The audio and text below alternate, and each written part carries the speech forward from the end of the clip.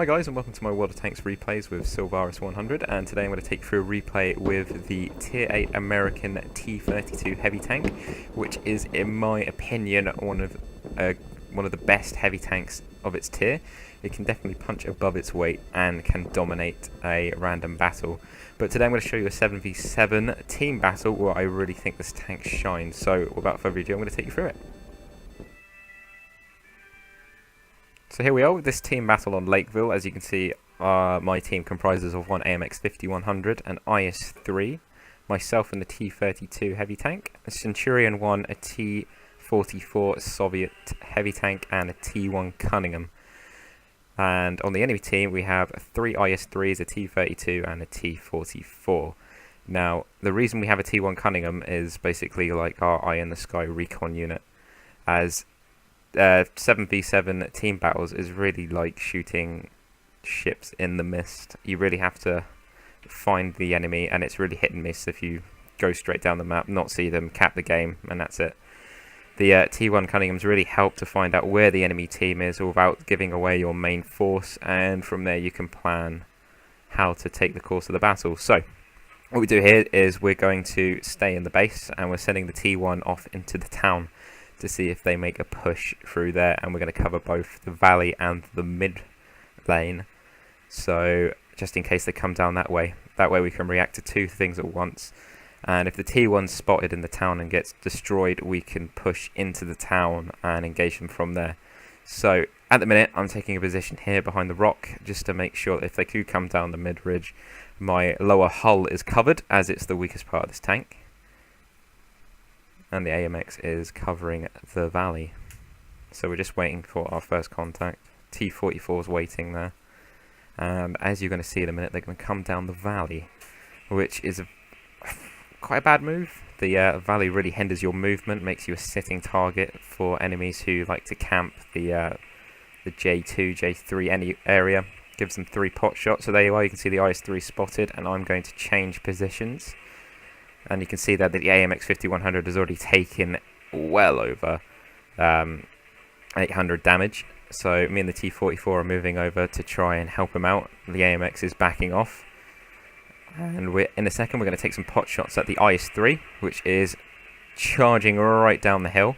So here we are. What I should have done here is I should have really aimed for the tracks, but it was a quick pot shot, so can't really argue there. Taken off about 700 of his health, 325 damage on my first shot. So what I'm waiting for here is for this IS-3 to pop back around so I can take a shot at him. And it bounces off that front hull, which really it shouldn't have. The frontal hull angled on the IS-3 is very weak, but oh well. You can see there that shot angled down into the tracks, but did not damage his tracks. And our T44 goes and YOLOs out to see if he can take out the IS-3, but completely forgets that the other 2 tanks are there, so gets destroyed. So what's going to happen here is the AMX 5100 is going to back off so he doesn't take many hits. And I'm going to try and hold off the mid-ridge while the Centurion 1 deals with the IS-3 in the mid-valley, and the IS-3 gives rear guard support. So this T32 here is coming up. I see if I could try and take a shot on his cupola, because the T32's turret is absolutely impenetrable. Cannot do it with a tier 8 gun, cannot get through it without the use of premium rounds, and even then it's a struggle. So what's going to happen here is I'm going to back up. I'm going to take advantage of the dip in the land right there so they can't shoot my lower hull.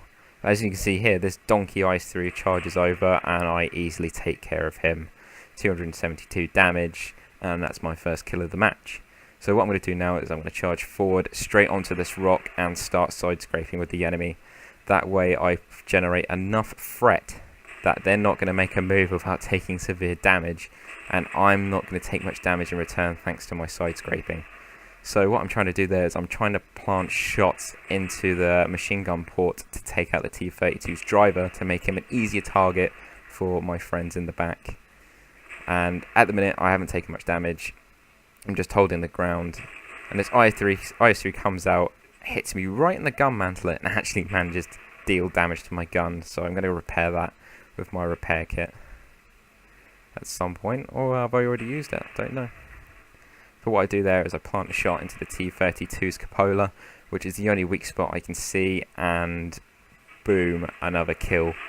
That's 2,000 damage with 2 kills so far, and not much damage taken in return, tanking all these shots that these 3 tanks had to throw at me.